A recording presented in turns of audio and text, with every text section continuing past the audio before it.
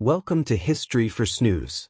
Every page of history holds the footprints of time, the laughter of crowds, the glow of torchlight, and the joyful traditions that once brought entire communities together. Here, we will travel back to the past, slowly, gently, so we can almost hear the music and merriment of another era. Tonight, our story drifts into the colorful world of medieval festivals, from grand feasts celebrating the changing seasons, to lively fairs filled with jugglers and minstrels, and sacred holy days that blended faith with festivity. These gatherings reveal how people in the Middle Ages found joy, hope, and connection amid the challenges of daily life. Before we start, dim the lights, settle into a comfortable spot, and let the world outside fade away. I invite you to subscribe to the channel. Your small gesture is my greatest inspiration to keep telling these stories. And in the comments, let me know where in the world you're listening from. I'd love to know how far these stories travel. Now, close your eyes and join me on this quiet journey, where history is not just a record of events, but a soft-spoken story that will guide you toward peace, and maybe even toward sleep. The medieval period, spanning roughly from the fall of the Roman Empire in the West around 500 CE to the dawn of the Renaissance around 1500 CE, was far from the dark ages of popular imagination. Instead, it was a vibrant millennium characterized by rich cultural expressions, none more colorful or significant than its festivals. These celebrations formed the beating heart of medieval life, providing rhythm to the agricultural year, meaning to religious devotion and cohesion to communities that might otherwise fragment under the pressures of feudalism, warfare, and disease. Medieval festivals were complex cultural phenomena that served multiple functions simultaneously. They were religious observances that reinforced Christian doctrine and community faith, economic engines that brought together merchants, craftsmen, and consumers, social occasions that temporarily suspended normal hierarchies while ultimately reinforcing them, and artistic showcases that preserved and transmitted cultural knowledge across generations. The study of medieval festivals reveals a sophisticated understanding of human psychology and social dynamics.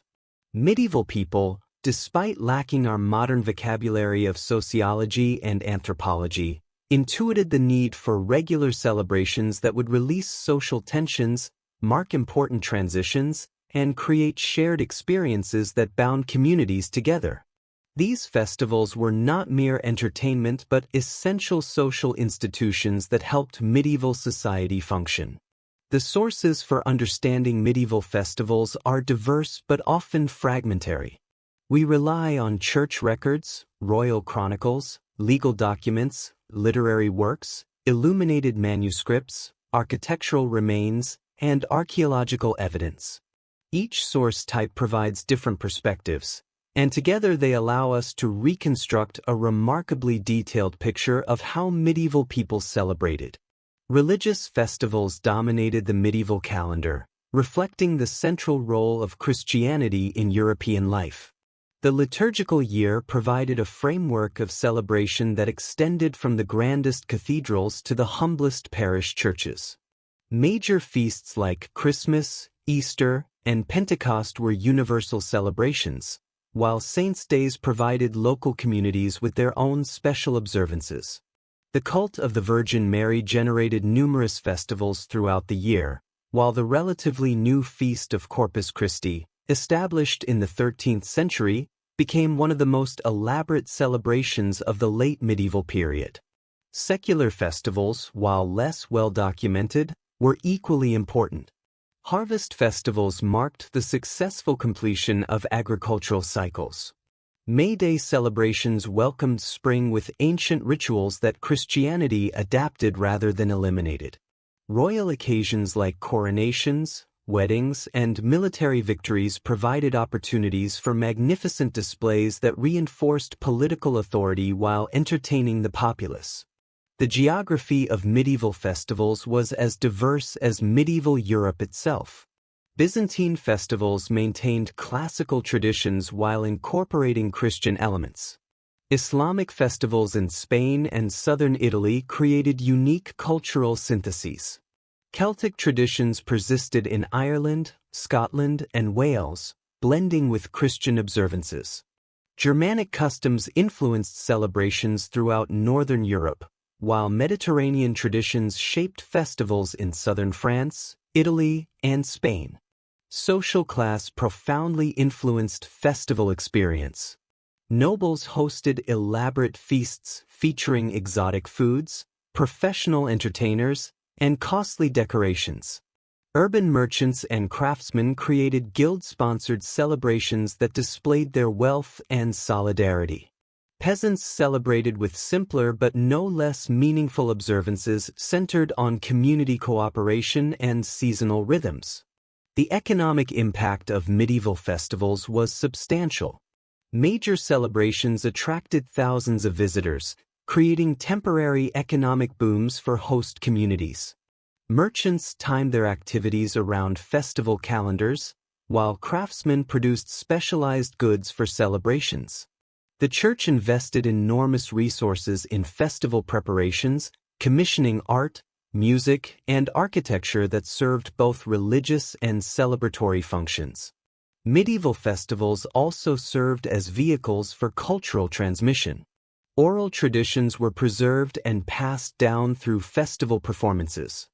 Religious doctrine was taught through dramatic presentations and symbolic rituals. Social values were reinforced through community participation in shared celebrations. The transformation of festivals throughout the medieval period reflects broader changes in European society. Early medieval celebrations were often local and relatively simple affairs, reflecting the decentralized nature of post-Roman society. As centralized monarchies emerged and urban centers grew, festivals became more elaborate and standardized. The rise of universities and scholastic thought influenced religious celebrations, while the growth of trade networks brought exotic elements to local festivals. The late medieval period saw both the culmination of traditional festival culture and the seeds of its transformation. The Black Death and other disasters created new commemorative traditions while disrupting established ones. The rise of lay religious movements led to new forms of celebration, while increasing literacy and the eventual advent of printing began to standardize festival practices. Understanding medieval festivals requires appreciating their multifaceted nature. They were simultaneously sacred and secular, conservative and innovative, local and universal, popular and elite. They reflected the medieval world's complexity while helping to make that complexity manageable for ordinary people seeking meaning, community, and joy in their lives. The early medieval period, often called the Early Middle Ages or the Dark Ages, was actually a time of remarkable cultural synthesis and creative adaptation in festival traditions. As the Roman Empire collapsed in Western Europe, the emerging medieval world had to reconcile classical traditions, Germanic customs, Celtic practices, and the rapidly spreading Christian faith.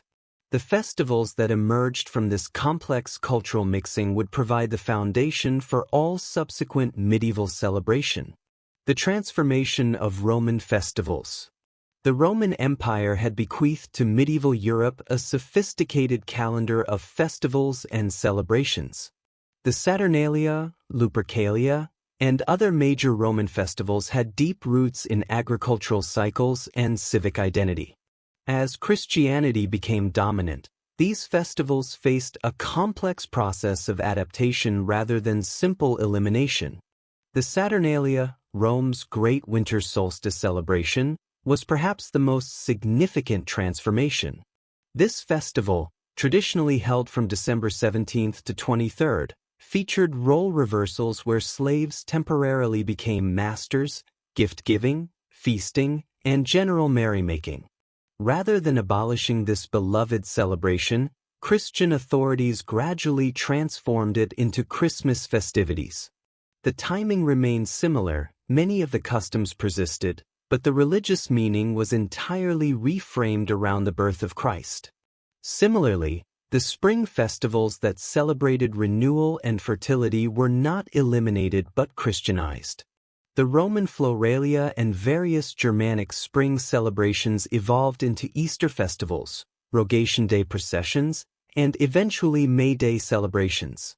The Roman practice of processing around city boundaries to ensure divine protection became the Christian tradition of Rogationtide processions, where communities would walk their parish boundaries while singing hymns and carrying religious banners.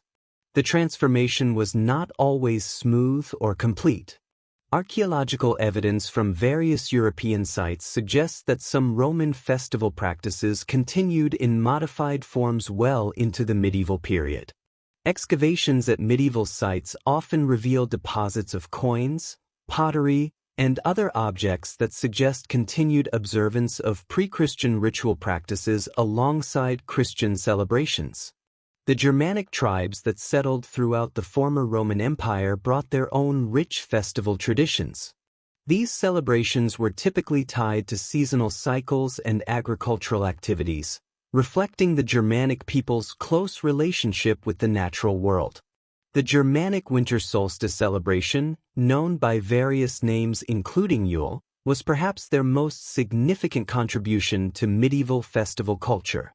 This celebration involved feasting, gift-giving, and the burning of a large log, the Yule log, that was supposed to burn throughout the 12 days of celebration. The association with light during the darkest time of year made this festival relatively easy to synthesize with Christmas celebrations. Germanic spring festivals celebrated the return of fertility to the land. These celebrations often involved processions through fields and forests, the decoration of trees and other symbols of natural fertility, and community feasts featuring the first fresh foods of the season. The Germanic goddess Eostre, who gave her name to Easter, was associated with these spring renewal festivals. Harvest festivals were equally important in Germanic tradition. The completion of grain harvesting was marked by community celebrations that included feasting on bread made from the new grain, competitive games and contests, and rituals designed to ensure good harvests in future years. The tradition of harvest queens and kings, chosen from among the most successful workers, became a common feature of medieval autumn celebrations. Germanic funeral and memorial traditions also influenced medieval festivals. The practice of holding elaborate feasts in honor of deceased ancestors evolved into Christian All Souls' Day celebrations and influenced the development of medieval memorial traditions more broadly. In regions where Celtic cultures remained strong, Ireland, Scotland, Wales, Cornwall, and Brittany, Celtic festival traditions provided another layer of medieval celebration. Celtic festivals were typically organized around a quaternary calendar system that divided the year into 4 major celebration periods. Samhain, celebrated around November 1st, marked the Celtic New Year and was associated with the thinning of the veil between the world of the living and the dead. This festival involved bonfires, divination practices, and feasts featuring foods from the recent harvest.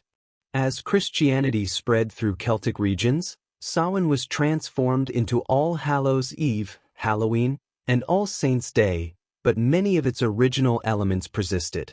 Imbolc, celebrated around February 1st, marked the beginning of the lambing season and was associated with the Celtic goddess Brigid. This festival emphasized purification, renewal, and the first stirrings of spring. It was relatively easily transformed into the Christian Feast of Candlemas, the presentation of Jesus in the temple, which also emphasized purification and the blessing of candles. Beltane, the great May Day festival of the Celts, celebrated fertility, growth, and the full arrival of spring. This festival involved lighting hilltop bonfires, dancing around decorated poles, which evolved into maypoles, and various rituals designed to promote fertility in both humans and animals. While Christian authorities often viewed these practices with suspicion, they proved too popular to eliminate entirely and evolved into the medieval May Day celebrations. Lughnasadh, celebrated around August 1st, marked the beginning of the harvest season and honored the Celtic god Lugh. This festival involved competitive games, hand-fasting ceremonies, and feasts featuring the first fruits of the harvest. It evolved into the Christian feast of Lammas, literally loaf mass, which blessed the first bread made from the new wheat harvest. As Christianity established itself as the dominant religion of medieval Europe, it developed its own elaborate calendar of festivals and celebrations. This calendar was based partly on events in the life of Christ, partly on commemorations of martyrs and saints, and partly on adaptations of pre-existing seasonal celebrations. The earliest Christian festivals focused on the central events of Christian belief: Christ's birth, Christmas, death and resurrection, Easter, and the descent of the Holy Spirit, Pentecost. These festivals were established relatively early in Christian history and provided the foundation for all subsequent Christian celebration. Christmas emerged as a major festival during the 4th century, when the Roman Emperor Constantine legalized Christianity. The choice of December 25th as the celebration date was likely influenced by the Roman Sol Invictus festival and the Germanic Yule celebrations, making the new Christian festival more acceptable to converts from these traditions. Easter was the earliest and most important Christian festival, celebrating the resurrection of Christ. The date of Easter was determined by a complex calculation involving both solar and lunar cycles, making it a movable feast that could fall anywhere between March 22nd and April 25th. This movable date meant that Easter often coincided with various spring fertility festivals, facilitating their gradual Christianization. Pentecost, celebrated 50 days after Easter, commemorated the descent of the Holy Spirit on the apostles. This festival became associated with baptisms, confirmations, and other rituals of Christian initiation. Beyond these major festivals, the early medieval period saw the rapid development of saints' cults and their associated festivals. Every saint had a feast day, and communities often developed special devotions to particular saints. This multiplication of saints' days meant that medieval communities had numerous opportunities for celebration throughout the year. The rise of monasticism in the early medieval period profoundly influenced festival culture. Monasteries became centers of learning and cultural preservation, and monks played crucial roles in developing and standardizing festival practices. Monastic communities developed elaborate liturgical celebrations that served as models for secular celebrations. The monastic office, with its cycle of daily prayers and seasonal observances, provided a framework for organizing time and celebration that influenced the broader medieval world.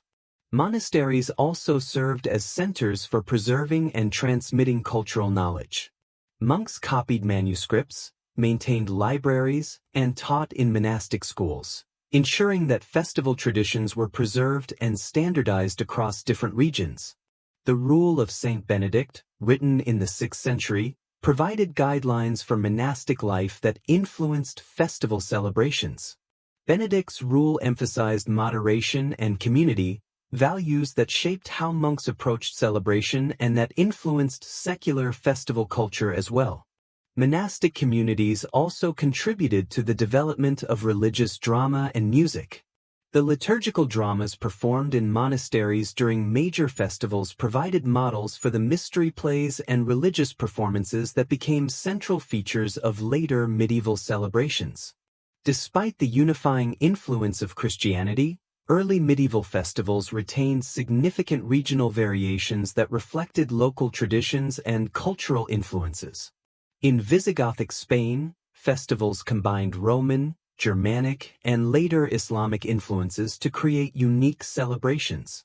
The Mozarabic liturgy that developed in Christian communities under Islamic rule featured distinctive festival practices that differed from those found elsewhere in Europe.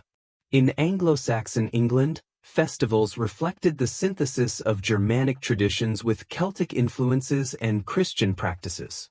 Archaeological evidence suggests that Anglo-Saxon communities maintained elaborate feasting halls where major festivals were celebrated with communal meals, music, and storytelling. In Frankish Gaul, festivals combined Roman traditions with Germanic customs and emerging Christian practices. The Merovingian and early Carolingian courts developed elaborate festival traditions that would influence aristocratic celebrations throughout medieval Europe. In Ireland, the strong survival of Celtic traditions meant that Christian festivals often retained more pre-Christian elements than elsewhere. Irish monasteries became centers for preserving not only Christian learning but also Celtic cultural traditions, including festival practices. Early medieval festivals played crucial roles in forming and maintaining community identities. In a period when political structures were often unstable and social bonds were constantly threatened by warfare, disease, and economic disruption, festivals provided opportunities for communities to come together and reinforce their shared identities. Religious festivals created communities of faith that transcended local boundaries. A peasant in Gaul and a peasant in England might live very different daily lives, but they shared the experience of celebrating Christmas and Easter according to similar patterns. This shared festival culture helped create a sense of European Christian identity that would become increasingly important in later medieval developments. Local festivals created more immediate community bonds. Saints' days, harvest festivals, and other local celebrations brought together people who might otherwise have little contact with each other. These celebrations created networks of reciprocal obligation and mutual support that were essential for survival in the early medieval world. Festivals also served as mechanisms for integrating newcomers into communities. Participation in community celebrations was both a privilege and an obligation of community membership. New residents, whether free or unfree, had to participate in local festivals to be fully accepted as community members. Even in the relatively underdeveloped economy of the early medieval period, festivals served important economic functions. Major celebrations required food, drink, clothing, decorations, and other goods that stimulated local production and exchange. Religious festivals often involved the collection and redistribution of resources. Communities would contribute food, labor, and materials for festival celebrations, and these resources would be redistributed through communal feasting and gift-giving. This redistribution helped ensure that even the poorest community members could participate in celebrations. Festivals also provided opportunities for trade and exchange. Merchants and craftsmen timed their activities to coincide with major celebrations, when potential customers would be gathered together and in a mood to spend. Even small local festivals could generate significant economic activity. The economic impact of festivals extended beyond immediate exchange. Festival preparations required advanced planning and resource accumulation that encouraged saving and investment. Communities had to maintain festival equipment, prepare special foods, and organize complex logistics, all of which required economic coordination and management. The development of early medieval festival culture was not without challenges and controversies. Church authorities often worried that festival celebrations retained too many pagan elements or encouraged excessive behavior. The tendency of festivals to involve role reversals, sexual license, and temporary abandonment of normal social constraints troubled religious leaders who emphasized order, hierarchy, and moral discipline. These concerns led to ongoing tensions between official church policy and popular festival practices. Church councils issued repeated prohibitions against various festival activities, suggesting that these prohibitions were often ignored. The Synod of Auxerre in 578, for example, prohibited dancing in churches and churchyards during festivals, but similar prohibitions had to be repeated regularly, indicating that the practices continued. Political authorities also sometimes viewed festivals with suspicion. Large gatherings could provide opportunities for rebellion or the spread of dissent. Festivals that involved role reversals or criticism of authority figures could be seen as threats to social order, even when they were temporary and ritualized. Economic concerns also created tensions around festivals. The resources devoted to celebrations could be seen as wasteful, particularly during periods of scarcity. Some religious leaders argued that money spent on elaborate festivals would be better used to help the poor or support the church's mission. Despite these concerns, festivals proved remarkably resilient. Their multiple functions, religious, social, economic, and psychological, made them essential to medieval life. Rather than eliminating festivals, authorities generally chose to regulate and channel them, creating the foundation for the elaborate festival culture that would flourish in the High Middle Ages. The early medieval period thus established the basic patterns and principles that would govern medieval festival culture for the next 1,000 years. The synthesis of classical, Germanic, Celtic, and Christian traditions created a rich festival calendar that provided both stability and flexibility. This foundation would prove capable of adapting to the many changes that would transform medieval society while maintaining its essential functions of creating community, marking time, and providing meaning and joy to medieval life. The Carolingian Renaissance, sparked by Charlemagne's coronation as Holy Roman Emperor in 800 CE and continuing through the 10th century, marked a profound transformation in medieval festival culture. This period saw the consolidation of Christian Europe under a renewed imperial framework, the standardization of religious practices, and the emergence of more sophisticated court cultures that would influence celebration patterns for centuries to come. Charlemagne's court at Aachen became the model for medieval royal celebration, establishing traditions that would influence European court culture throughout the medieval period. The Carolingian court calendar was structured around both Christian festivals and imperial occasions, creating a synthesis of religious and secular celebration that reflected the new relationship between church and state. Christmas became particularly significant in Carolingian court culture, not only as a Christian festival but as the anniversary of Charlemagne's imperial coronation. The Christmas court at Aachen attracted nobles from throughout the empire, creating a grand celebration that combined religious observance with political ceremony. Contemporary accounts describe elaborate feasts, gift exchanges, and ceremonial proceedings that lasted for days. The Annals Regni Francorum provide detailed accounts of Carolingian court celebrations. For Christmas 805, chroniclers describe a celebration that included delegations from throughout the empire, elaborate religious ceremonies conducted by the court's clergy, feasts featuring exotic foods from across Europe and beyond, and entertainment provided by professional performers, court poets, and musicians. Easter celebrations at the Carolingian court were equally magnificent.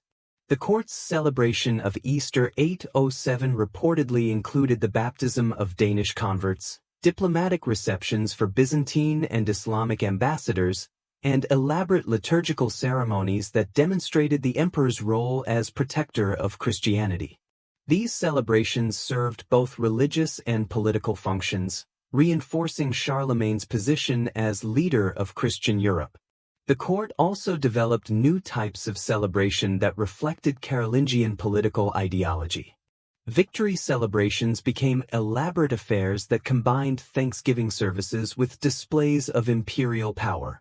The celebration following Charlemagne's victory over the Avars in 796 included a formal procession through Aachen, the public display of captured treasures, religious services of thanksgiving, and feasts that lasted for days.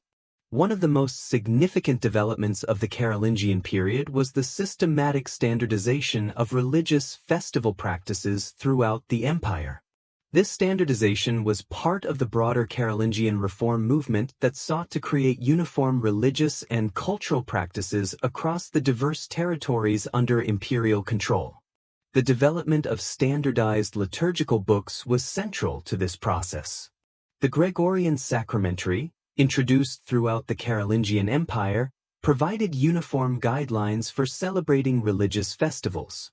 This standardization meant that Christmas in Bavaria began to resemble Christmas in Brittany, creating a shared festival culture that transcended local variations.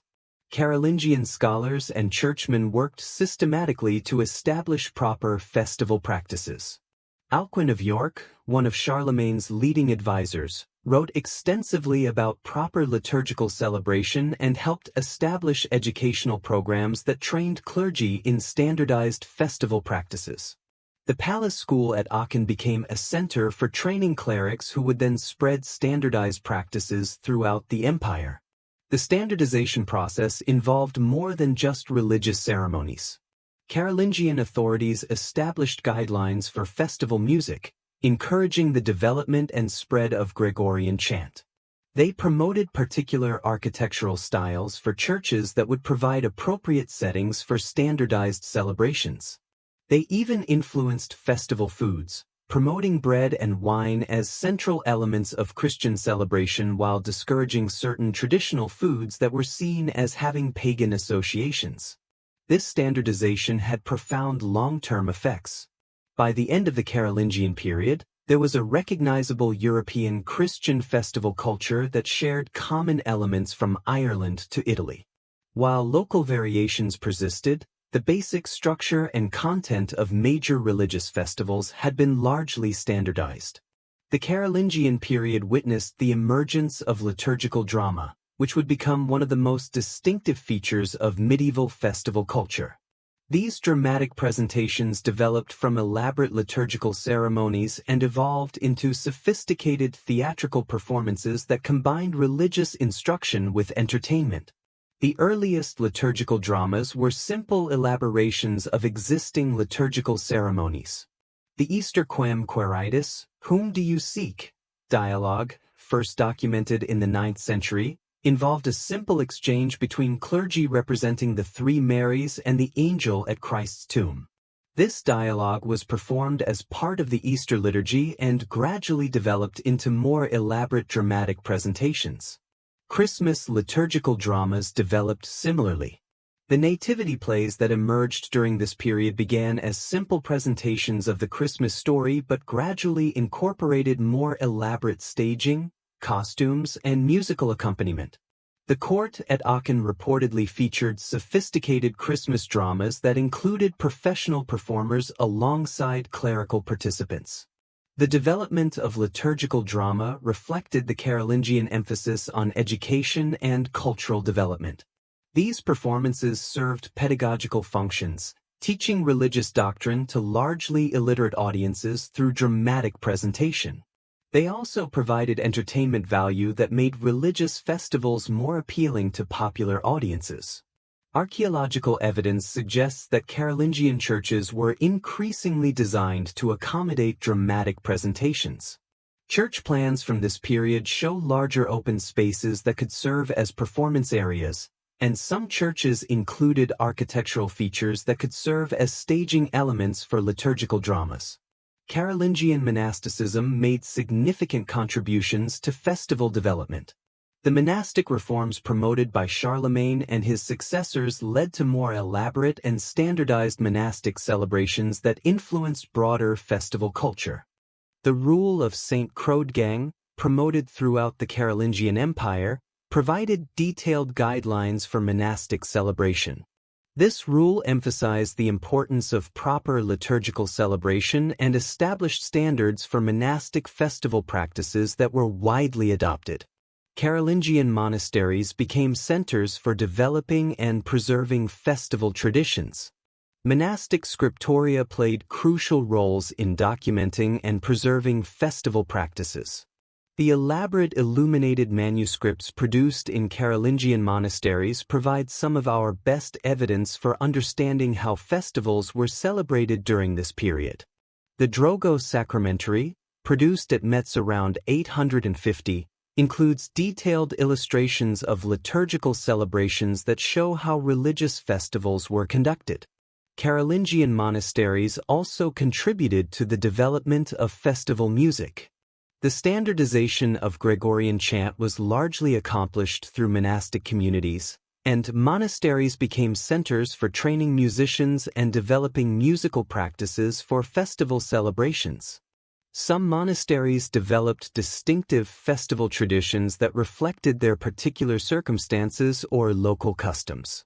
The monastery of St. Gall, for example, developed elaborate Christmas celebrations that included community dramas and musical performances that attracted visitors from throughout the region. The economic expansion that characterized the Carolingian period had significant effects on festival culture. Increased agricultural productivity, expanded trade networks, and greater political stability allowed for more elaborate and frequent celebrations. The growth of trade networks brought exotic goods into European markets for the first time since the fall of the Roman Empire. Spices, silks, precious metals, and other luxury goods became available to wealthy patrons, enabling more elaborate festival celebrations. Court inventories from the period show increased expenditures on festival materials and decorations. Increased agricultural productivity provided the food surpluses necessary for elaborate festival feasting. Carolingian agricultural innovations, including improved plowing techniques and crop rotation systems, generated the agricultural surpluses that made large-scale community celebrations possible. The development of craft specialization also influenced festival culture. Professional entertainers, musicians, and artisans began to emerge, providing services specifically for festival celebrations. Court records show payments to professional performers, suggesting the development of specialized entertainment industries. Urban development during the Carolingian period created new venues for festival celebration. Towns and cities provided gathering places for larger celebrations and created communities with the resources necessary for elaborate festivals. The growth of cathedral schools and urban churches provided institutional bases for organizing and conducting festival celebrations. The Carolingian period was marked by extensive missionary activity that brought Christianity to new regions of Europe. This missionary work required creative adaptation of festival practices to appeal to new converts while maintaining Christian doctrinal integrity. Missionaries working among the Saxons, Slavs, and other Germanic peoples found that direct confrontation with existing festival traditions was often counterproductive. Instead, they developed strategies for adapting existing celebrations to Christian purposes. The letters of Saint Boniface, the great 8th century missionary to the Germans, describe efforts to transform existing seasonal celebrations into Christian festivals. The Indiculus Superstitionum et Paganiarum, a Carolingian document listing pagan practices that should be eliminated, actually provides valuable evidence for the persistence of pre-Christian festival traditions. The document's prohibitions against tree worship, spring festivals, and various seasonal celebrations suggest that these practices remained popular and required ongoing missionary attention. Some successful adaptations became models for missionary work elsewhere. The transformation of Germanic tree worship into Christian tree blessing ceremonies provided a template that was used in other missionary contexts. Similarly, the adaptation of seasonal fire festivals into Christian blessing ceremonies created practices that were widely adopted. The process of adaptation was not always smooth or complete. Archaeological evidence suggests that many communities maintained dual festival systems, officially Christian but incorporating significant pre-Christian elements. This syncretism created distinctive regional festival traditions that would persist throughout the medieval period. The Carolingian emphasis on education and cultural development gave festivals new functions as vehicles for learning and cultural transmission. The Palace School and other Carolingian educational institutions incorporated festival celebrations into their educational programs. Festival celebrations became occasions for demonstrating and teaching proper behavior, cultural values, and religious doctrine. The elaborate court celebrations at Aachen served as educational models for young nobles who would return to their own territories with knowledge of proper festival practices.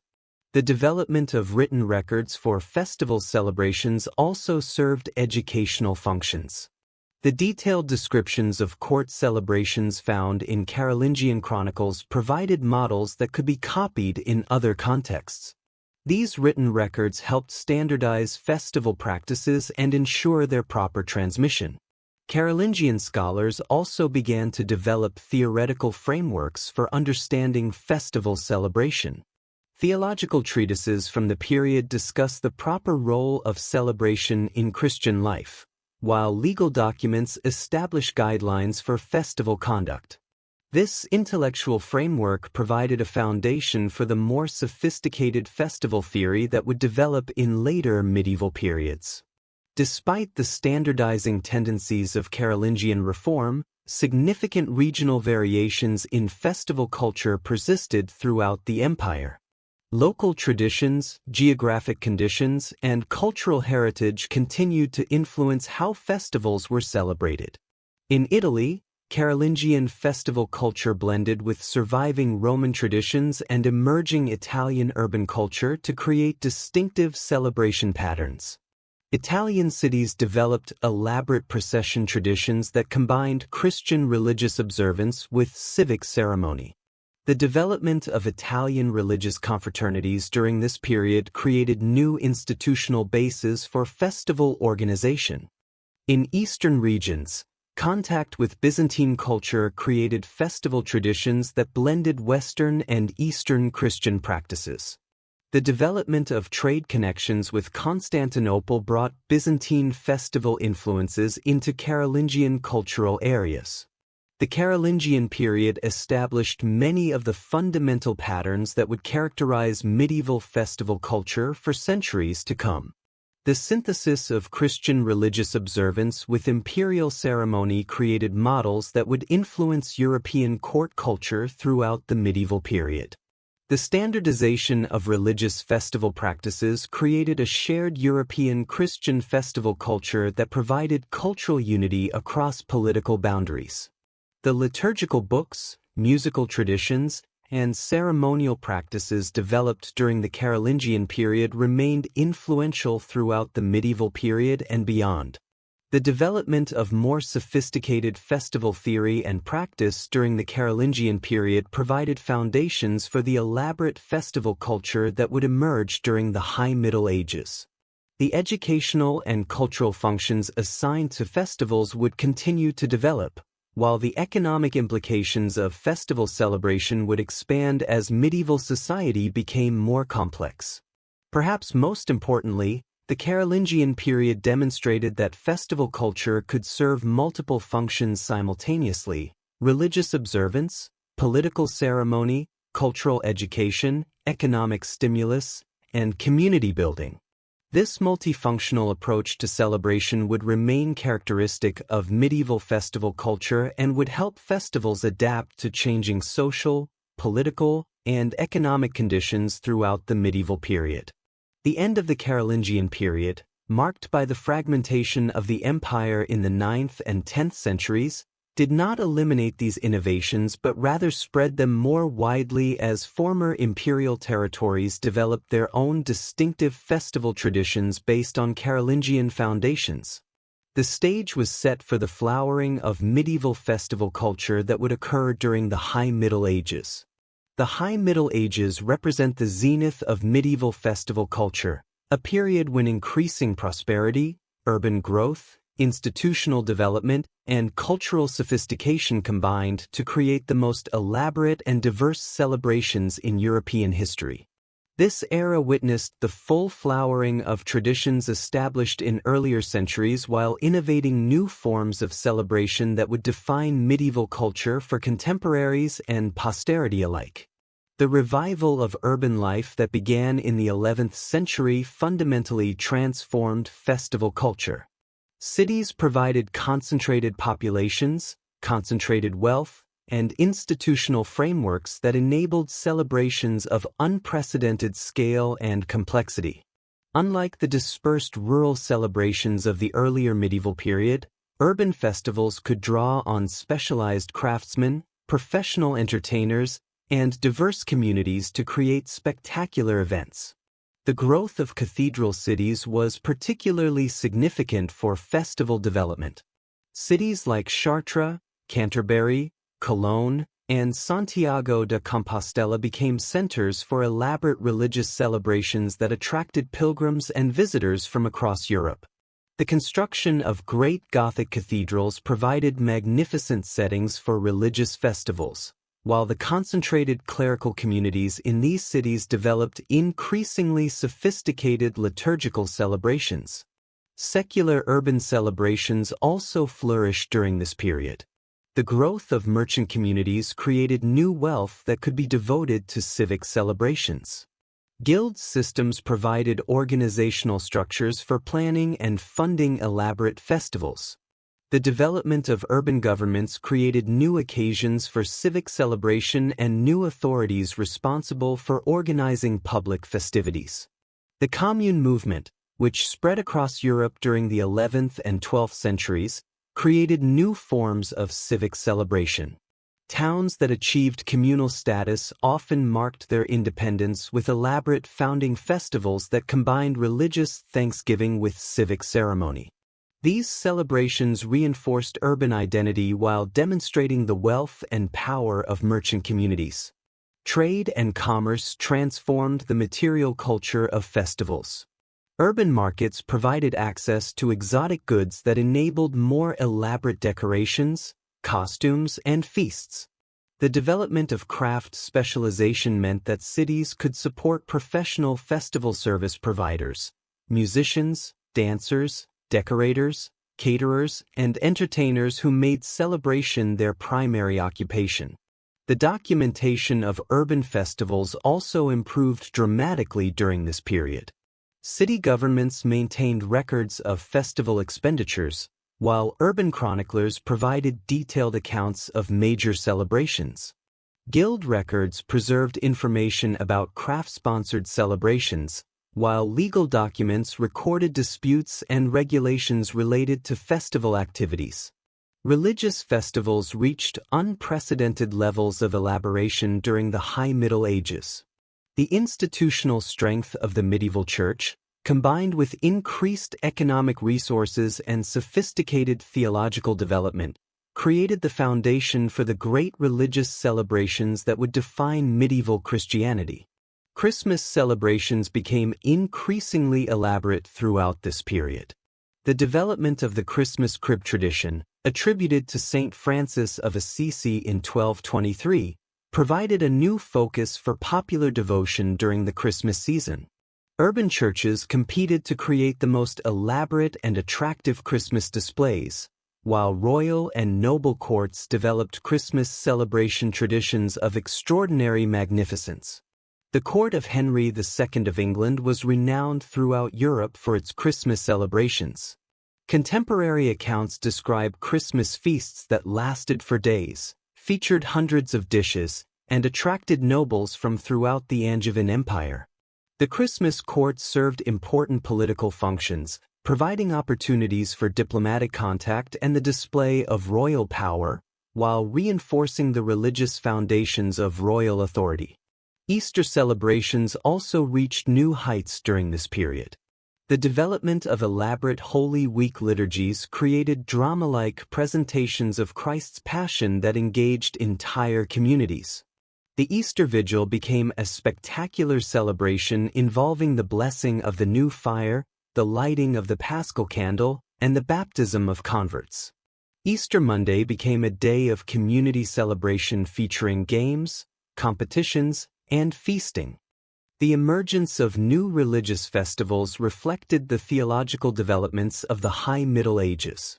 The Feast of Corpus Christi, established by Pope Urban IV in 1264, became one of the most important and elaborate celebrations of the late medieval period.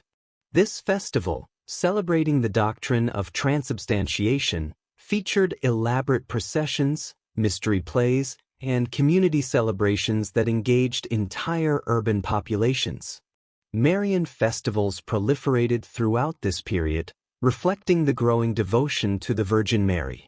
The Assumption, August 15th, became a major summer festival, while the Annunciation, March 25th, provided an important spring celebration. The development of Marian miracle stories led to numerous local festivals celebrating particular Marian shrines and images. Saints' festivals multiplied as new saints were canonized and existing saints gained wider recognition. The development of hagiographical literature spread knowledge of saints' lives and encouraged the adoption of their festivals. Urban communities often adopted particular saints as patrons, leading to elaborate annual festivals that combined religious observance with civic pride.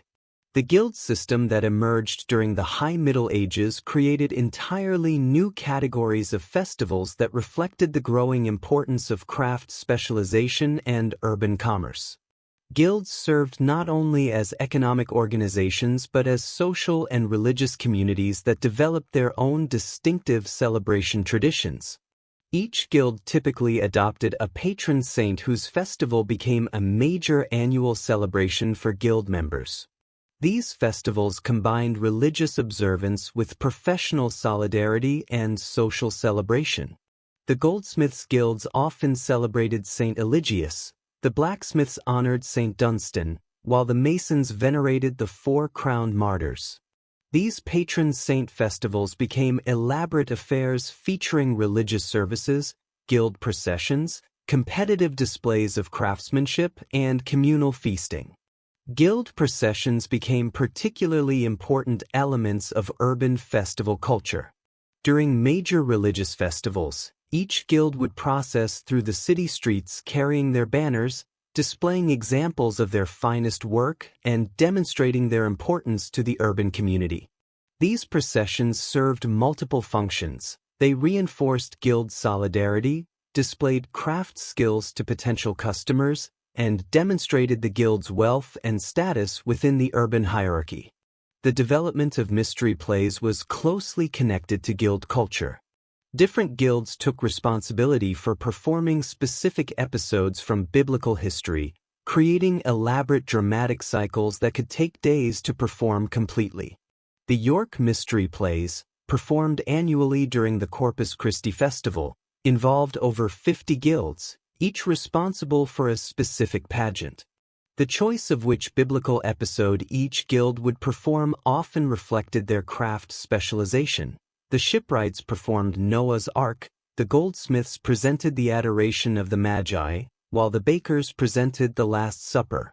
These guild-sponsored mystery plays became major tourist attractions that brought visitors from across the region. Cities competed to present the most elaborate and impressive mystery cycles, leading to increasingly sophisticated productions that featured elaborate costumes, mechanical effects, and professional quality performances. Guild festivals also served important economic functions. The annual guild celebrations provided opportunities for displaying new techniques, attracting apprentices, and maintaining relationships with suppliers and customers. The competitive elements of guild festivals, contests for the finest craftsmanship, the most elaborate decorations, or the best performances, encouraged innovation and excellence within craft traditions. The courts of high medieval Europe developed festival traditions of extraordinary magnificence that served important political and cultural functions. Royal festivals were not mere entertainment but essential elements of medieval statecraft that demonstrated royal power, reinforced political alliances, and provided frameworks for diplomatic activity. The court of Henry II and Eleanor of Aquitaine became legendary throughout Europe for its Christmas celebrations. Contemporary chroniclers describe Christmas courts that brought together hundreds of nobles, featured entertainments by troubadours and jongleurs, and included elaborate gift exchanges that reinforced political relationships. The Christmas Court of 1154, held at Bermondsey, reportedly included representatives from throughout the Angevin Empire and featured a Christmas feast that lasted for 12 days. Royal coronations became increasingly elaborate during this period. The coronation of Frederick Barbarossa as Holy Roman Emperor in 1155 was celebrated with festivities that lasted for weeks and included tournaments, religious ceremonies, diplomatic receptions, and public celebrations that engaged the entire population of Rome. These celebrations served to legitimize royal authority while providing spectacular entertainment for subjects. Wedding celebrations also became major festival occasions. The marriage of Henry II and Eleanor of Aquitaine in 1152 was celebrated with festivities that extended throughout the Angevin territories. Royal weddings provided opportunities for displaying wealth, cementing political alliances, and creating memorable experiences that would be discussed throughout Europe. Victory celebrations evolved into elaborate festivals during this period. The celebration of Saladin's defeat at the Battle of Arsuf during the Third Crusade involved religious thanksgiving services, public festivities, and elaborate ceremonies that reinforced the religious nature of the crusading enterprise. These celebrations helped maintain morale during difficult military campaigns while providing propaganda opportunities. The development of courtly literature during this period both reflected and influenced noble festival culture. The Arthurian romances described ideal court celebrations that provided models for actual noble festivals. The literature of courtly love influenced the development of Valentine's Day celebrations and other festivals that emphasized romantic themes. Tournament culture became increasingly important during the High Middle Ages. Tournaments were not merely military exercises but elaborate social occasions that combined martial display with courtly celebration. The tournament at Chauvency in 1285, described in detail by Jacques Bretel, lasted for days and included not only jousting competitions but dancing, music, poetry recitations, and elaborate feasting. While elite celebrations have left the most detailed records, the High Middle Ages also saw the flourishing of popular festival traditions that engaged the entire population.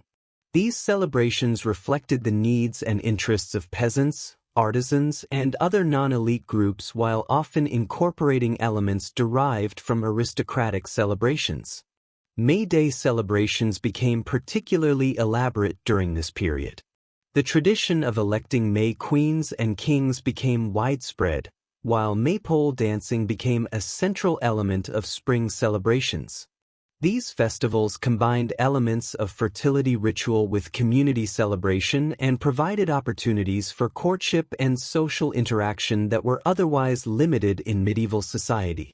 Harvest festivals developed into major community celebrations that marked the successful completion of agricultural cycles. These festivals typically involved communal feasting featuring foods made from the new harvest, competitive games and contests, and rituals designed to ensure continued agricultural success.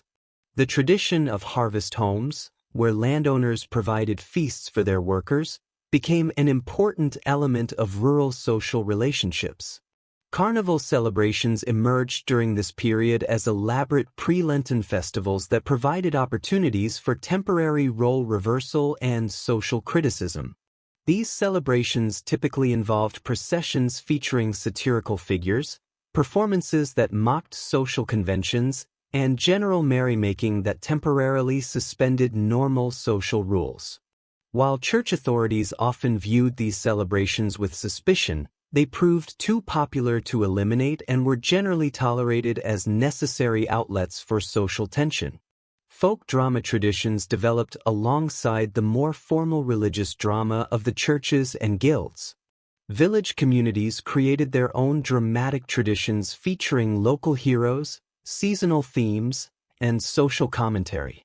The Robin Hood plays that emerged during this period provided opportunities for critiquing social inequalities while celebrating idealized versions of community solidarity. Popular festivals also served important economic functions for rural communities. Market fairs were typically scheduled to coincide with major festivals, providing opportunities for trade and commerce that might otherwise be limited. These festivals brought together producers and consumers from across the region while providing entertainment and social opportunities. The High Middle Ages witnessed remarkable developments in festival music and artistic expression that enhanced the sensory experience of celebration.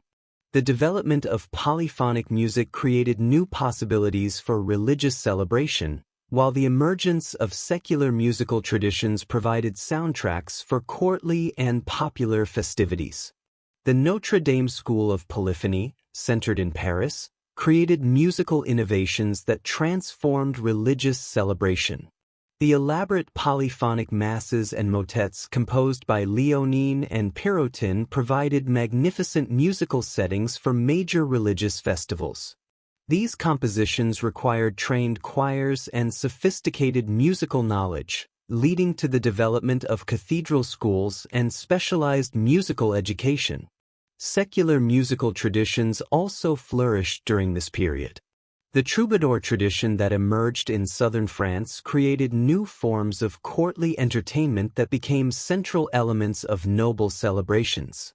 The songs of troubadours like Bernard de Ventadorn and Arnaut Daniel provided entertainment for courtly festivals while establishing new literary and musical conventions. The development of musical instruments enhanced both sacred and secular celebrations. The organ became a central element of religious celebration, with major churches competing to build the most magnificent instruments. Secular music benefited from the development of stringed instruments, wind instruments, and percussion that provided accompaniment for dancing, processions, and other festival activities. Artistic developments also enhanced festival celebration. The Gothic architectural style that emerged during this period created magnificent settings for religious festivals. The great cathedrals of Chartres, Notre Dame, and Amiens provided spaces that enhanced the sensory impact of religious celebrations through their architectural magnificence, colored light, and acoustic properties. Manuscript illumination reached new heights during this period, creating visual records of festival celebrations while producing liturgical books that enhanced religious observance. The elaborate illuminated psalters and books of hours produced during this period provide some of our best evidence for understanding how festivals were celebrated. The development of stained glass technology created new possibilities for enhancing religious celebration. The great windows of Gothic cathedrals told biblical stories while creating spectacular visual effects that enhanced the emotional impact of religious festivals. Pilgrimage and festival culture. The High Middle Ages was the great age of Christian pilgrimage, and the relationship between pilgrimage and festival culture was complex and mutually reinforcing. Major pilgrimage sites developed elaborate festival calendars that attracted visitors while local communities developed celebrations that honored returning pilgrims. Santiago de Compostela became one of the most important pilgrimage destinations in Europe, attracting hundreds of thousands of pilgrims annually. The city developed elaborate festivals celebrating St. James that combined religious observance with commercial activity and cultural exchange. The Feast of St. James, July 25th, became a major international celebration that brought together pilgrims from across Europe. Canterbury Cathedral, the site of Thomas Becket's martyrdom, developed similar festival traditions. The anniversary of Becket's death, December 29th, became a major celebration that attracted pilgrims from throughout Europe. The Canterbury Tales by Geoffrey Chaucer provides valuable evidence for understanding how pilgrimage and festival culture intersected. Rome maintained its position as the premier pilgrimage destination, and the papal court developed elaborate festival traditions that combined religious observance with diplomatic ceremony. The papal celebrations of Christmas and Easter were international events that attracted visitors from throughout Christendom while demonstrating papal power and authority.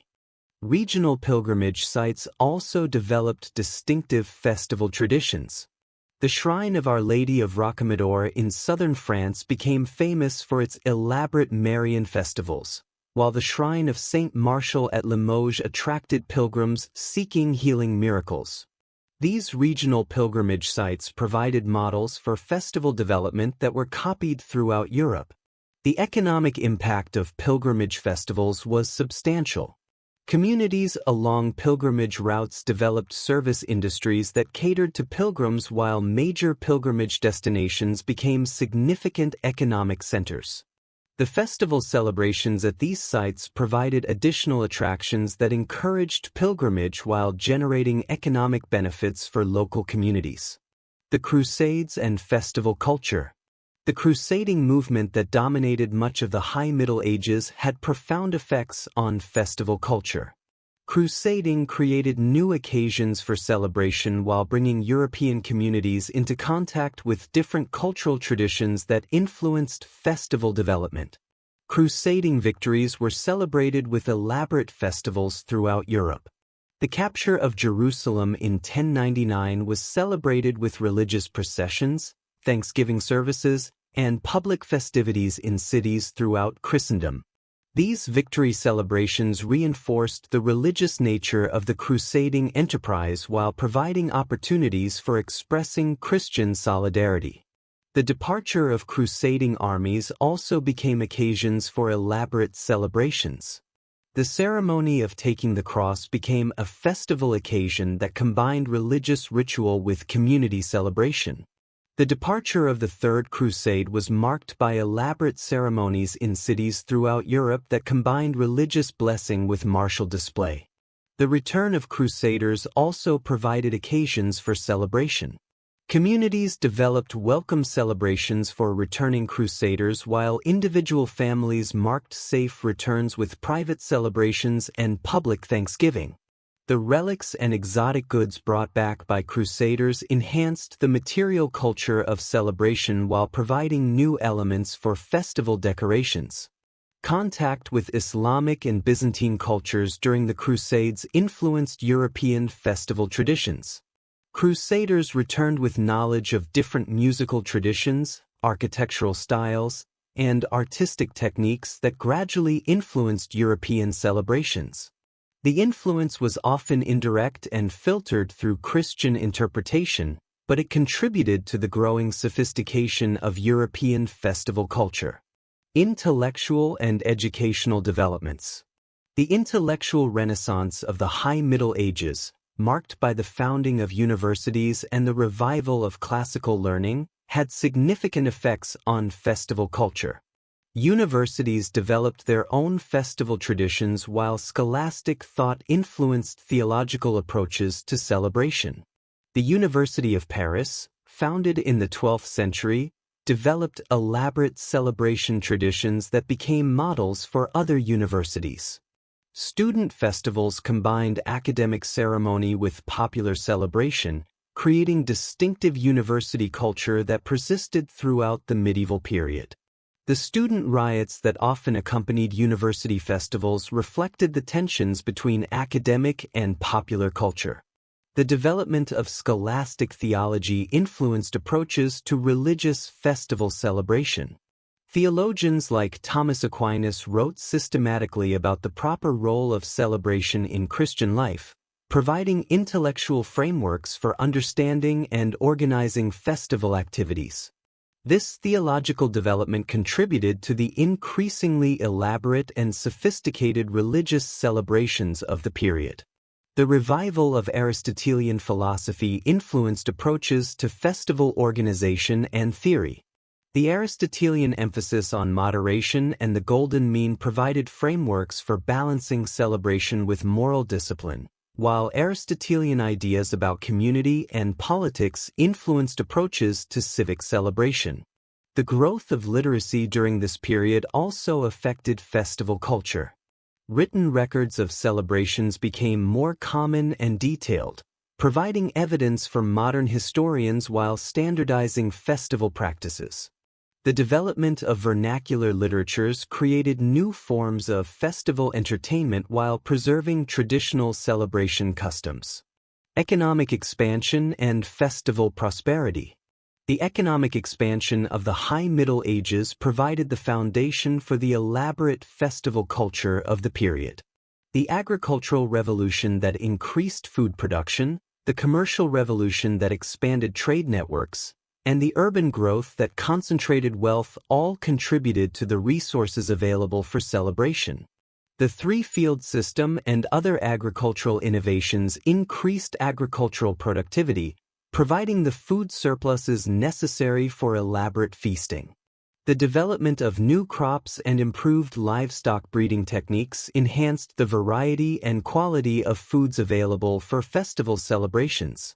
The expansion of trade networks brought exotic goods into European markets for the first time since the fall of the Roman Empire. Spices from Asia, silk from China, and precious stones from India became available to wealthy patrons, enabling festival decorations and celebrations of unprecedented magnificence. The development of banking and credit systems facilitated festival financing. Merchant communities could organize elaborate celebrations by pooling resources and borrowing against future earnings. The Italian banking houses that emerged during this period often financed major festival celebrations while urban governments issued bonds to fund civic celebrations. The growth of craft specialization created service industries that catered specifically to festival needs.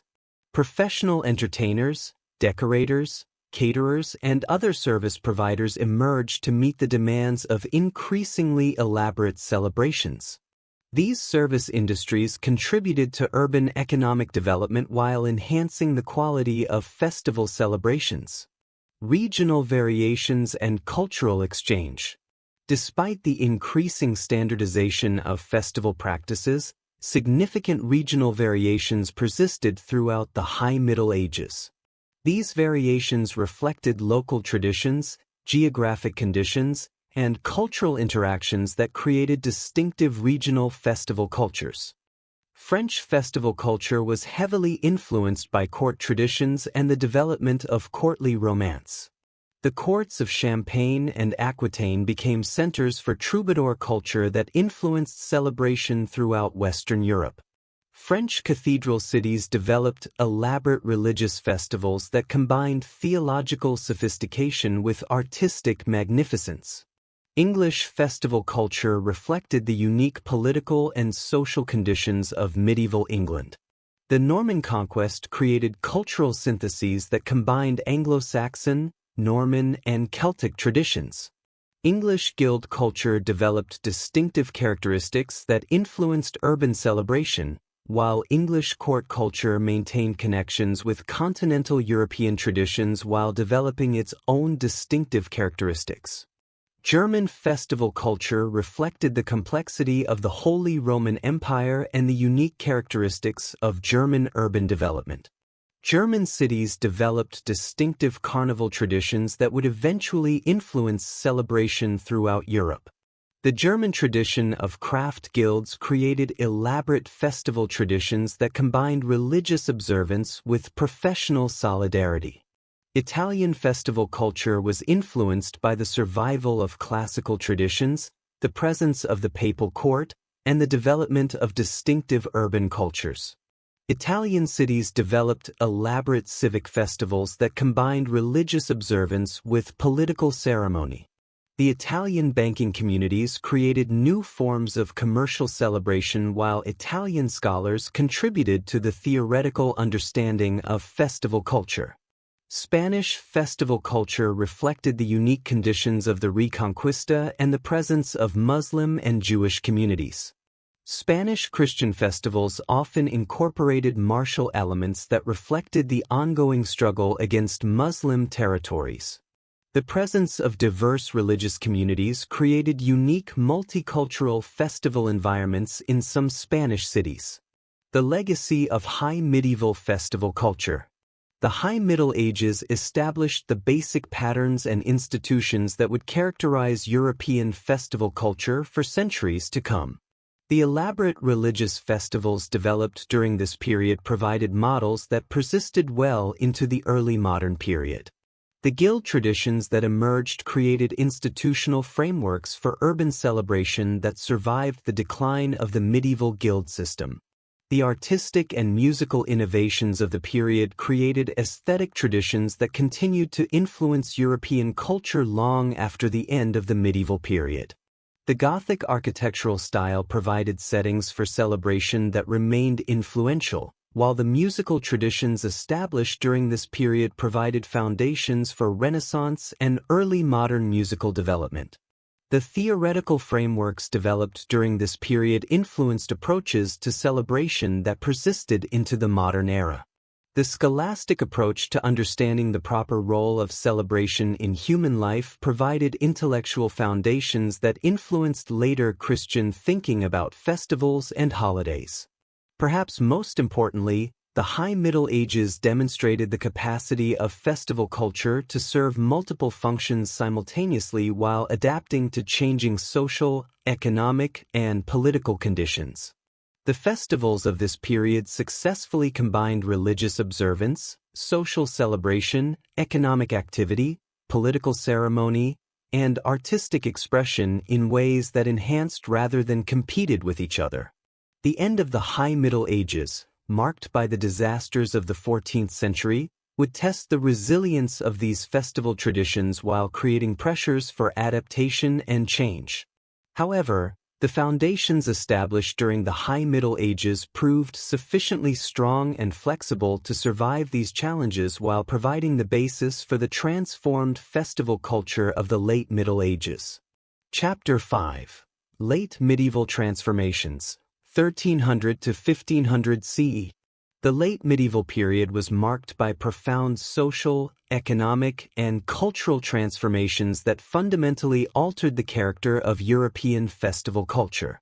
The crises of the 14th century, including the Black Death, the Hundred Years' War, and the Great Schism, created pressures that forced medieval communities to adapt their celebration traditions while maintaining their essential social and religious functions. Simultaneously, new developments including the rise of lay religious movements, increased literacy, technological innovations, and proto-Renaissance cultural changes created opportunities for innovation and experimentation in festival practices. The impact of crisis on festival culture. The Black Death, which struck Europe between 1347 and 1351, had immediate and long-lasting effects on festival culture. The pandemic killed approximately one-third of Europe's population, devastating communities and disrupting established social patterns. The immediate response was often to cancel or drastically reduce festival celebrations, both from practical necessity and from religious concern that celebrations might be inappropriate during such catastrophic times. However, communities that survived the plague often developed new commemorative traditions that reflected their experiences. Many towns established annual plague commemorations that combined thanksgiving for survival with memorial services for the dead. These commemorations often took the form of elaborate processions that visited churches, plague cemeteries, and other significant sites while offering prayers for both the living and the dead. The social disruption caused by the plague also led to changes in festival participation patterns. The death of so many traditional festival organizers, guild masters, clergy, and community leaders created opportunities for different groups to take leadership roles in festival organization. In some cases, survivors combined resources from depleted communities to create joint celebrations that brought together previously separate groups. The economic disruption caused by the plague had complex effects on festival culture. While many communities had reduced resources available for celebration, the concentration of wealth among survivors sometimes enabled more elaborate celebrations than had been possible before the plague. The redistribution of property and the shortage of workers led to increased wages for survivors, some of whom used their new prosperity to fund festival activities. The psychological impact of the plague also influenced festival culture. The awareness of mortality that pervaded late medieval culture led to increased emphasis on memento mori themes in celebrations. At the same time, The desire to celebrate life and community survival led to festivals that were often more intense and emotionally charged than their predecessors. The 100 Years' War between France and England created different pressures on festival culture.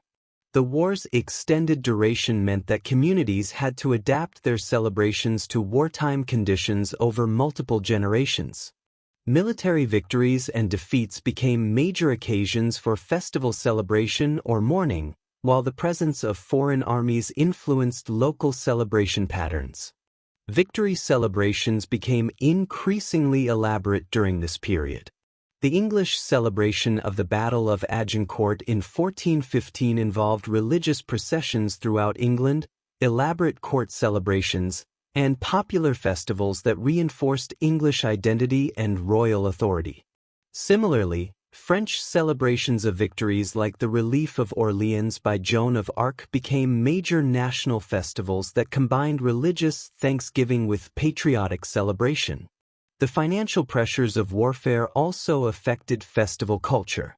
Communities were often required to contribute to war expenses, reducing the resources available for celebration. However, war also created new opportunities for celebration as military victories provided occasions for community bonding and royal propaganda. The Great Schism, 1378 to 1417, which saw competing papal claimants in Rome and Avignon, created confusion and division in religious festival celebrations. Communities had to choose which papal authority to recognize, leading to political tensions that affected religious celebrations. Some communities developed diplomatic approaches that avoided taking sides while maintaining their celebration traditions. The rise of lay religious movements. One of the most significant developments of the late medieval period was the rise of lay religious movements that created new forms of festival celebration. These movements reflected the increasing religious sophistication of lay people while providing alternatives to traditional clerical leadership in festival organization. The confraternity movement was particularly important for festival development. Confraternities were lay religious associations that combined devotional practice with mutual support and social celebration. Each confraternity typically had its own patron saint and annual festival, creating a proliferation of religious celebrations that supplemented traditional church festivals. Confraternity festivals often differed from traditional church celebrations in their emphasis on lay participation and community involvement. While maintaining orthodox religious content, these festivals provided opportunities for lay people to take leadership roles in religious celebration and to adapt traditional practices to their particular needs and interests. The development of religious drama was particularly influenced by confraternity activity. While traditional mystery plays had been primarily organized by craft guilds, confraternities began creating their own dramatic traditions that often emphasized moral and ethical themes more heavily than their guild counterparts. These plays often featured contemporary social issues and provided opportunities for social commentary that might be inappropriate in other contexts. The flagellant movements that emerged periodically throughout the late medieval period created distinctive festival traditions centered on public penance and religious procession. While church authorities often viewed these movements with suspicion, they attracted significant popular support and created procession traditions that influenced mainstream festival culture. The Devotio Moderna movement, which emphasized personal religious experience and practical spirituality, influenced approaches to festival celebration. Communities influenced by this movement often simplified their festival practices while emphasizing the internal spiritual significance of celebration over external display. The growth of Marian devotion during this period led to the proliferation of festivals celebrating the Virgin Mary. The development of new Marian feast days, including the Visitation and the Presentation of Mary, provided additional opportunities for celebration while reflecting the increasing sophistication of Marian theology. Urban development and civic celebrations. The continued growth of urban centers during the late medieval period created new opportunities and contexts for festival celebration.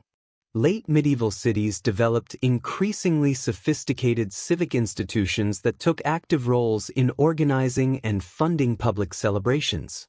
City governments began to view festival celebrations as essential public services that promoted urban identity, economic development, and social stability. Municipal budgets began to include regular allocations for festival activities, while city officials took responsibility for coordinating celebrations and ensuring public order during festivals. The development of civic festivals that celebrated urban achievements and identity became particularly important during this period. Cities began to commemorate their founding dates, the granting of civic privileges, and military victories with annual festivals that reinforced urban patriotism while displaying civic prosperity. The pageant tradition that emerged during this period represented a new form of civic celebration that combined procession, drama, and political ceremony. These pageants often featured elaborate floats, costumed performers, and theatrical presentations that told stories of civic history and achievement. The pageants developed for royal entries became particularly elaborate, featuring complex allegorical presentations that required months of preparation and substantial financial investment.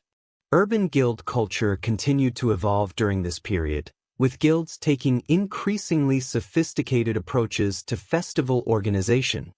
Guild festivals began to feature more elaborate competitive elements, with different guilds competing to present the most impressive displays, performances, or celebrations. These competitions encouraged innovation and excellence while reinforcing guild solidarity. The development of guild halls and other specialized festival venues enhanced urban celebration capabilities. Many late medieval cities built dedicated spaces for festival activities, including market halls that could serve as performance venues and public squares designed to accommodate large gatherings. Technological and artistic innovations.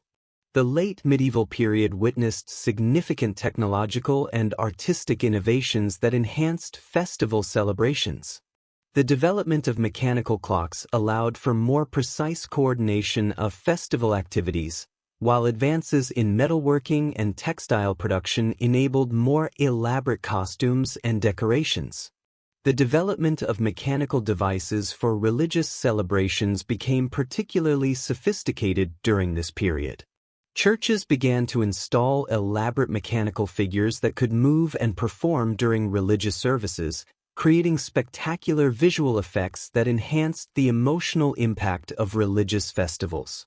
The mechanical angels that appeared in many Gothic churches during feast day celebrations represented significant technological achievements that required coordination between craftsmen, engineers, and clergy. Advances in pyrotechnic technology also influenced festival celebrations. While gunpowder was primarily used for military purposes, communities began to experiment with fireworks and other pyrotechnic displays for major celebrations. These early fireworks displays were often dangerous and unpredictable, but they added spectacular visual elements to nighttime festivals. The development of printing technology during the 15th century began to influence festival culture. While the full impact of printing would not be felt until the early modern period, late medieval communities began to produce printed materials for major festivals, including programs, prayer books, and commemorative texts that standardized and preserved festival traditions. Artistic innovations also enhanced festival celebrations.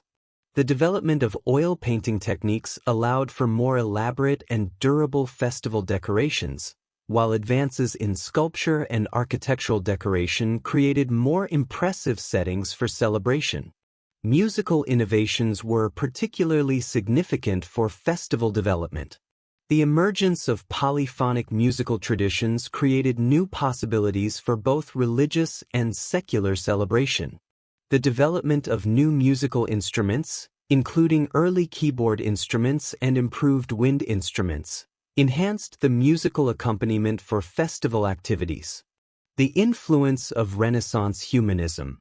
The emergence of Renaissance humanism during the 15th century began to influence festival culture, particularly in Italian cities and other centers of humanistic learning.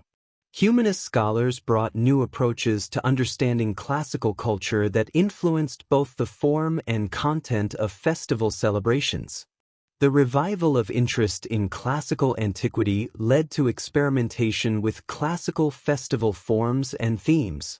Italian cities began to organize celebrations that consciously imitated Roman festivals, while humanist scholars wrote treatises on the proper conduct of celebrations based on classical sources. The humanist emphasis on rhetoric and literary expression influenced festival speeches, dramatic presentations, and other verbal elements of celebration. Festival organizers began to commission elaborate literary works for major celebrations, while humanist poets wrote verses specifically for festival occasions. The humanist interest in moral philosophy also influenced approaches to festival celebration.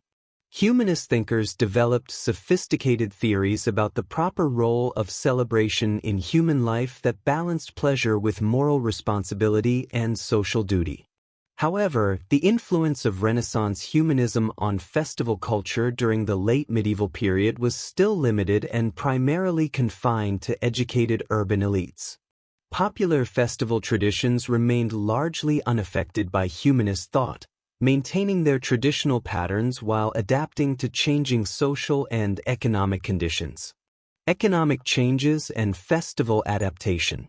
The economic changes of the late medieval period, including the development of capitalism, the expansion of international trade, and the growth of banking, had significant effects on festival culture.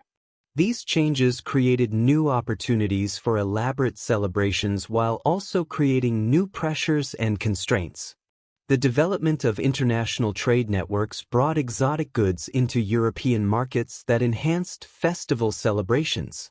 Spices, silk, precious stones, and other luxury goods became more widely available, enabling more elaborate decorations, costumes, and feasts. The Medici Bank, for example, regularly financed elaborate festival celebrations in Florence while importing luxury goods specifically for festival use. The growth of banking and credit systems facilitated festival financing. Communities could organize elaborate celebrations by borrowing against future revenues, while wealthy individuals could finance major festivals as investments in social capital and political influence.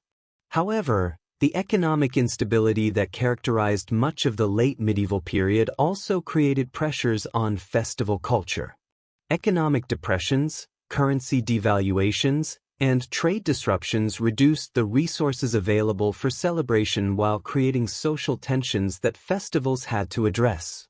The emergence of capitalist economic relationships also influenced festival culture. Employers began to use festivals as tools for managing labor relations, providing elaborate celebrations during prosperous times while reducing festival benefits during economic difficulties. The development of wage labor created new questions about who should pay for festival activities and how workers should participate in celebrations. The late medieval period saw both increasing standardization of festival practices and the persistence of distinctive regional variations.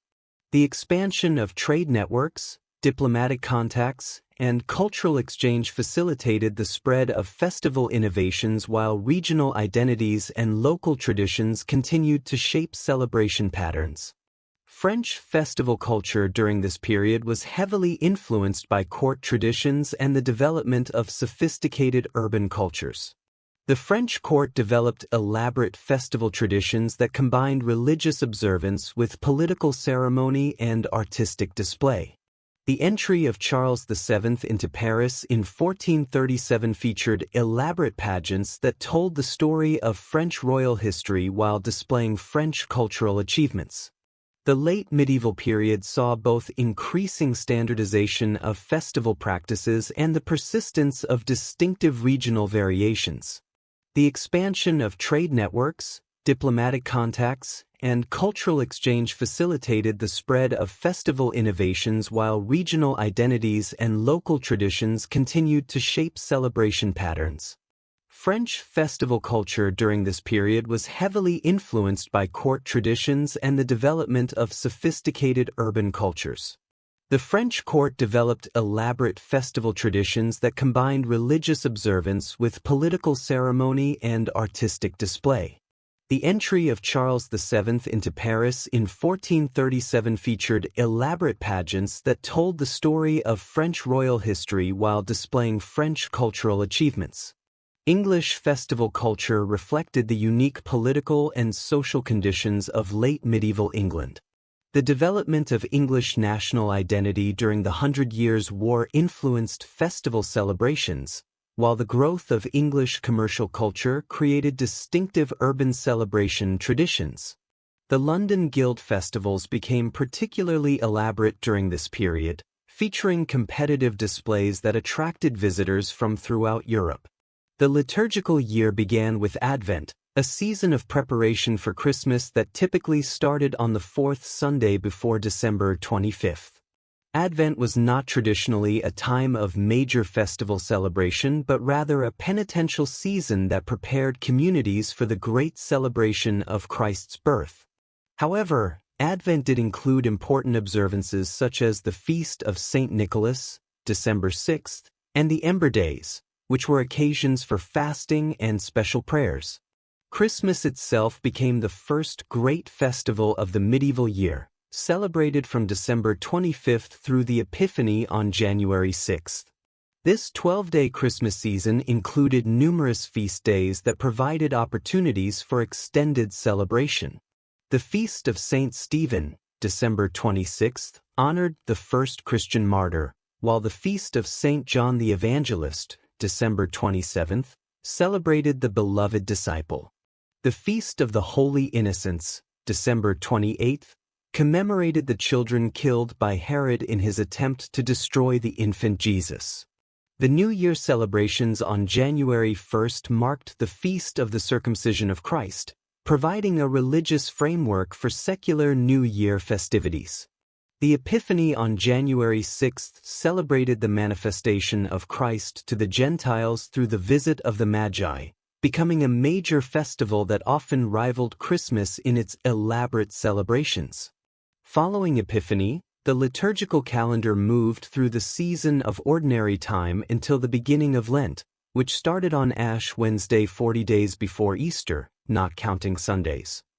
Lent was primarily a penitential season, but it included important celebrations such as the Feast of St. Joseph, March 19th, and the Annunciation, March 25th, which was considered one of the most important Marian feasts. Easter formed the climax of the Christian liturgical year, celebrated as the Feast of Christ's Resurrection.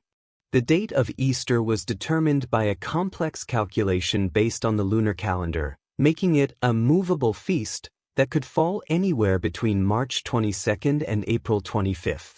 The Easter season extended for 50 days until Pentecost, including numerous important celebrations such as the Ascension, 40 days after Easter, and various saints' days. Pentecost, celebrated 50 days after Easter, commemorated the descent of the Holy Spirit on the apostles and marked the end of the Easter season. This festival became particularly important for baptisms and confirmations, while also serving as a major community celebration that marked the arrival of summer. The remainder of the liturgical year was filled with saints' days, seasonal observances, and special devotions that provided numerous opportunities for celebration.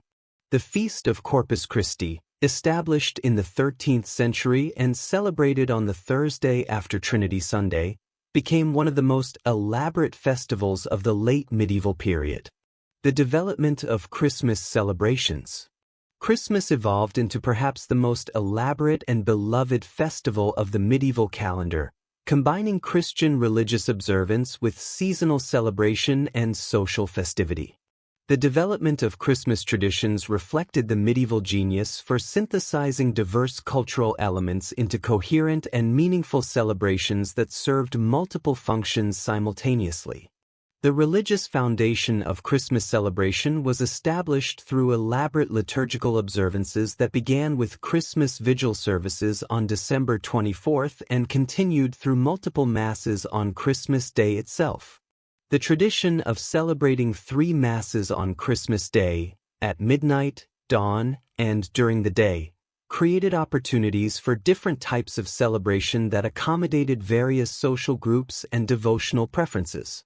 The midnight mass became particularly important for popular Christmas celebration. These services, conducted in darkness illuminated only by candles and torches, created dramatic atmospheric effects that enhanced the emotional impact of the Christmas story.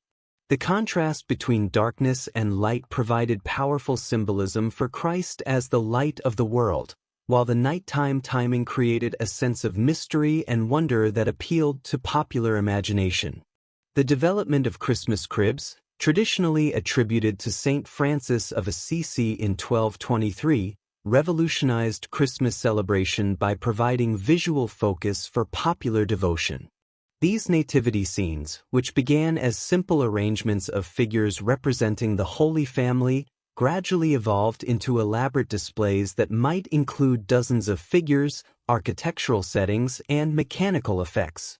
The Christmas crib tradition spread rapidly throughout Europe, with different regions developing distinctive artistic styles and traditions.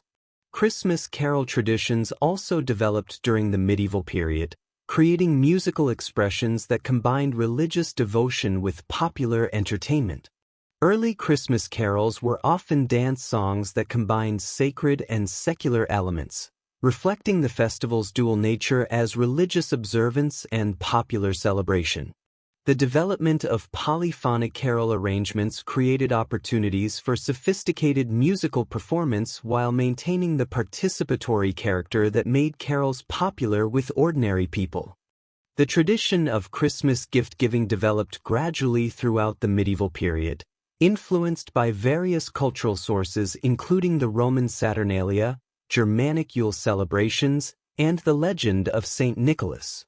Medieval Christmas gifts were typically simple offerings, food items, handmade crafts, or small tokens of affection that reinforced social relationships while providing material pleasure during the darkest time of the year. Christmas feasting became an elaborate affair that demonstrated both religious devotion and social solidarity.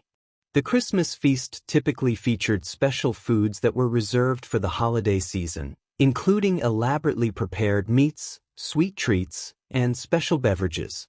The tradition of the Christmas boar's head, which became popular in England and other Germanic regions, combined pre-Christian traditions with Christian symbolism to create distinctive Christmas customs.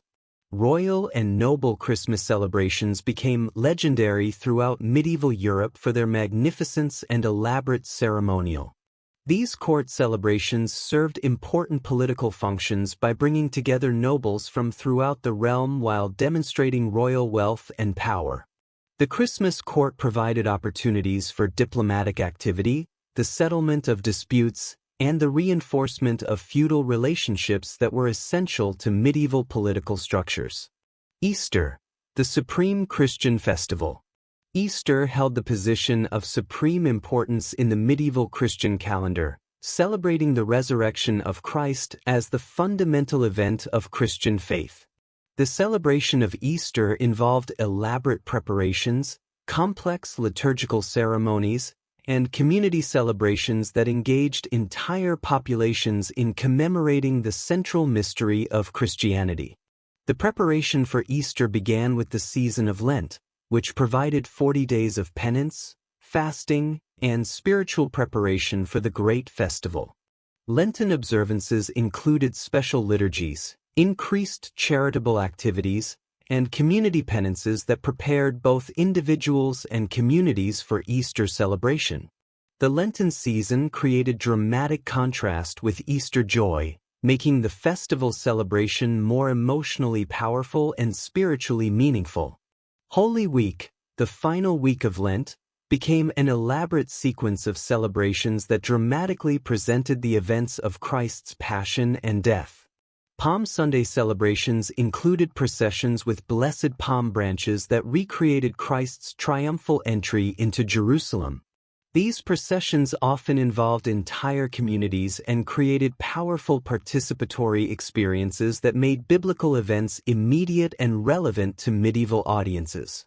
Maundy Thursday celebrations commemorated the Last Supper and included elaborate foot-washing ceremonies that reinforced Christian teachings about humility and service.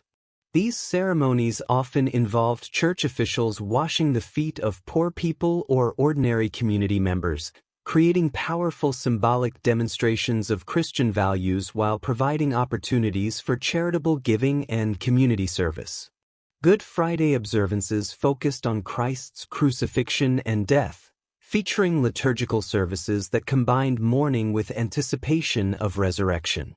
The development of the Stations of the Cross during the later medieval period created opportunities for dramatic presentations of Christ's passion that engaged congregations in emotional participation in the events being commemorated.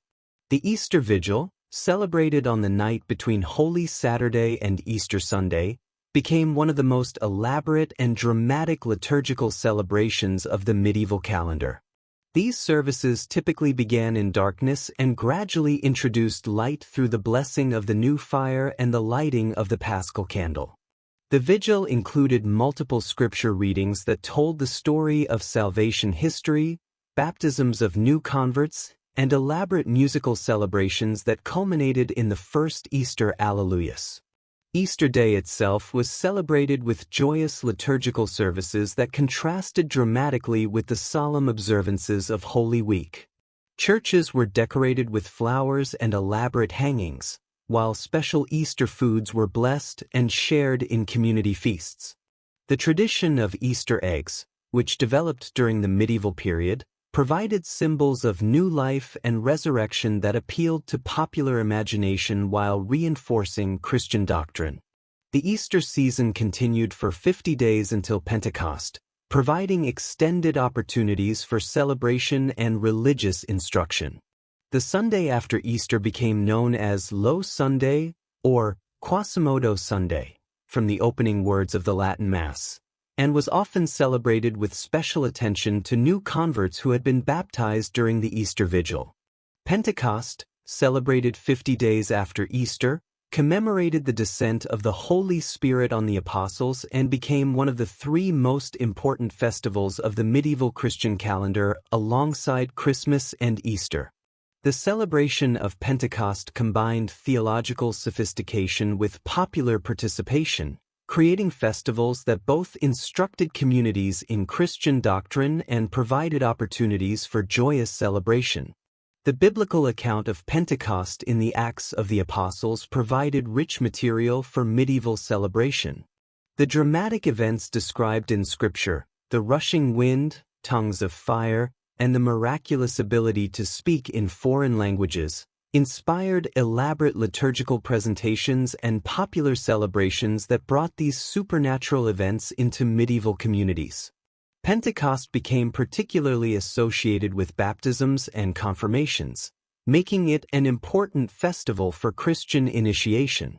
Medieval communities often scheduled baptisms for the Pentecost Vigil, creating large community celebrations that welcomed new Christians while renewing the faith commitment of existing community members.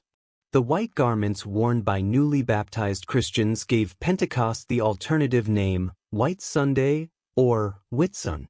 The association of Pentecost with the Holy Spirit made it an important festival for emphasizing the gifts of the Spirit described in Christian scripture. Medieval Pentecost celebrations often included special attention to the 7 gifts of the Spirit: wisdom, understanding, counsel, fortitude, knowledge, piety, and fear of the Lord, creating opportunities for religious instruction while providing frameworks for organizing festival activities. Musical traditions became particularly important for Pentecost celebrations. The hymn Veni Creator Spiritus, traditionally attributed to Rabbinus Maurus in the 9th century, became the most important musical element of Pentecost liturgies. This hymn was sung during the most solemn moments of the celebration and became associated with important ceremonies throughout the medieval period. The development of Pentecost plays and dramatic presentations created opportunities for communities to participate actively in commemorating the biblical events. These dramas often featured spectacular effects designed to represent the miraculous events described in Scripture, including mechanical devices that could produce wind effects and pyrotechnic displays that represented the tongues of fire. Marian festivals and the cult of the Virgin. The medieval period witnessed an extraordinary development of devotion to the Virgin Mary that created numerous festival opportunities throughout the liturgical year. Marian festivals became some of the most beloved and elaborate celebrations of medieval Christianity, reflecting both theological developments and popular devotional preferences that made Mary the most accessible and beloved figure in medieval religious culture. The Annunciation, celebrated on March 25th, commemorated the angel Gabriel's announcement to Mary that she would bear the Christ child. This festival became particularly important because it marked the beginning of the Incarnation, making it theologically significant while providing opportunities for spring celebrations that coincided with seasonal renewal themes. The Visitation, celebrated on July 2nd, later moved to May 31st, commemorated Mary's visit to her cousin Elizabeth following the Annunciation. This relatively new festival, established in the 13th century, provided opportunities for celebrating themes of female friendship and mutual support that appealed particularly to women while offering theological instruction about the relationship between Mary and John the Baptist. The Assumption, celebrated on August 15th, became one of the most important summer festivals of the medieval calendar. This celebration of Mary's bodily assumption into heaven provided opportunities for elaborate summer celebrations that combined religious devotion with seasonal festivities. The Assumption became particularly popular because it affirmed Mary's special status while providing hope for the resurrection of all believers. The Nativity of Mary, celebrated on September 8th, provided an autumn festival that celebrated Mary's birth while marking the beginning of the harvest season. This festival often included blessing ceremonies for harvest produce and provided opportunities for communities to express gratitude for agricultural abundance while honoring the Virgin Mary. The Presentation of Mary, celebrated on November 21st, commemorated the legendary presentation of the young Mary in the temple. This festival, which became popular during the later medieval period, provided opportunities for celebrating themes of dedication and religious commitment while marking the transition into the Advent season. Local Marian festivals proliferated throughout the medieval period as communities developed devotions to particular Marian images, shrines, or apparitions. These local celebrations often became major regional festivals that attracted pilgrims and visitors while generating significant economic activity for host communities. Saints' Days and the Sanctoral Cycle. The medieval calendar included hundreds of saints' days that provided frequent opportunities for religious celebration throughout the year. The development of saints' cults created a complex network of festivals that reflected both universal Christian devotion and local religious traditions, creating rich tapestries of celebration that varied significantly from region to region. The martyrs of the early Church provided the foundation for the medieval sanctoral cycle. Saints like Stephen, December 26th, Lawrence, August 10th, and Sebastian, January 20th, were universally venerated throughout medieval Europe, creating shared festival experiences that transcended local boundaries while providing models for Christian behavior and devotion. The great doctors and fathers of the Church also received universal veneration that created important festival celebrations. Saint Jerome, September 30th, Saint Augustine, August 28th, Saint Ambrose, December 7th, and Saint Gregory the Great, March 12th, were celebrated throughout medieval Europe as the primary authorities for Christian theology and spiritual life. Popular saints like Saint Nicholas, December 6th, became the focus of elaborate festival traditions that combined religious devotion with popular entertainment. Saint Nicholas celebrations often included gift-giving traditions, charitable activities, and community festivities that made religious observance accessible and enjoyable for all social classes. Regional saints provided opportunities for local communities to develop distinctive festival traditions that reflected their particular histories and cultural characteristics. Saint Patrick in Ireland, March 17th. Saint James in Spain, July 25th. Saint Denis in France, October 9th. And Saint George in England, April 23rd, became focus points for national and regional identity while providing frameworks for elaborate annual celebrations.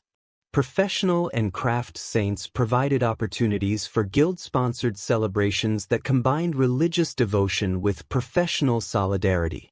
Saint Eligius for metalworkers, December 1st. Saint Barbara for miners, December 4th. Saint Catherine for scholars, November 25th.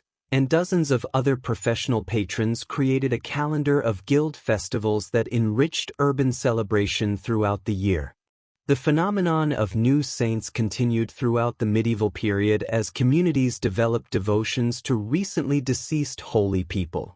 The canonization process, which became more formalized during the later medieval period, created new festival opportunities while providing frameworks for community identity and religious expression. The Feast of Corpus Christi, established by Pope Urban IV in 1264 and celebrated on the Thursday after Trinity Sunday, became one of the most elaborate and distinctive festivals of the late medieval period. This celebration of the doctrine of transubstantiation created opportunities for community-wide festivals that combined sophisticated theological instruction with popular participation and spectacular public display. And so, we come to the end of the first part of our journey. The echoes of the past linger softly, reminding us that history is never rushed. It unfolds slowly, like a quiet story whispered across time. If you've enjoyed this first part, I invite you to subscribe and stay with me for the continuation. Your small support means more than you know, and it inspires me to keep sharing these gentle tales. Take a deep breath, let your thoughts settle, and know that part 2 is waiting, ready to guide you further into the heart of history.